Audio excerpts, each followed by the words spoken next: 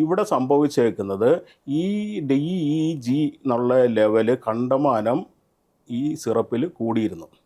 അപ്പോൾ ഒന്നിലോ സംഭവിച്ചിരിക്കാവുന്ന മനഃപൂർവ്വമാണോ അതോ അല്ലാണ്ട് അവർ തെറ്റി ഇൻഡസ്ട്രിയൽ യൂസേജിനുള്ളത് ഈ പ്രൊപ്പലിൻ ഗ്ലൈക്കോൾ ഇതിൻ്റെ സബ്സ്റ്റൻസിൽ, അതായത് സബ്സ്റ്റൻസ് എന്ന് പറഞ്ഞാൽ ഇത് സോളിബിൾ ഫോമിൽ നിൽക്കാൻ വേണ്ടി സിറപ്പ് അപ്പോൾ ആഡ് ചെയ്തതാണോ എന്നുള്ളതിനെ പറ്റിയൊക്കെ അന്വേഷണം നടക്കുന്നുണ്ട്. അപ്പോൾ ഈ സംഭവത്തിൽ ഈ പ്രത്യേകത ഈ പർട്ടിക്കുലർ സിറപ്പിൽ ഇതിൻ്റെ അളവ് എൻ്റെ അറിവ് അനുസരിച്ചിട്ട് 48.6% ഉണ്ടായിരുന്നുള്ള. സാധാരണ ഇത് കണ്ടാമിനേറ്റഡ് ആണെങ്കിൽ തന്നെയും ഇതിൽ 0.1% താഴെ നിൽക്കാൻ പാടുള്ളൂ.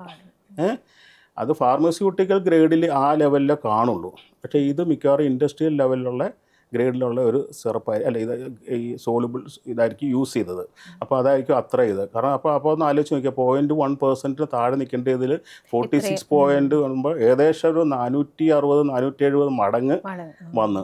അത് ഈ പറഞ്ഞ ഡൈഇഥിലീൻ ഗ്ലൈക്കോൾ എന്ന് പറഞ്ഞത് ശരിക്കും നെഫ്രോടോക്സിക്, അതായത് കിഡ്നിക്ക് ടോക്സിറ്റി ഉണ്ടാക്കുന്നതും ലിവറിന് ടോക്സിറ്റി ഉണ്ടാക്കുന്നതും ബ്രെയിനിന് ടോക്സിറ്റി ഉണ്ടാക്കുന്നതുമാണ്.